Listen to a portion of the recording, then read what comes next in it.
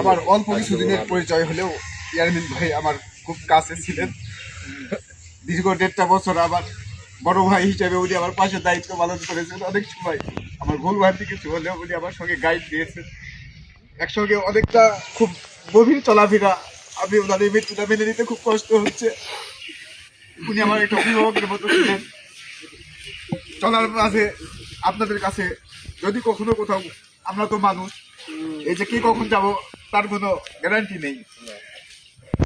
তারপরে মানুষ হিসেবে যদি সে আপনাদের আমাদের মাঝে কোনো কষ্ট করে থাকে, কষ্ট দিয়ে থাকে, সবাই নিজ মনে তাকে ক্ষমা করবেন।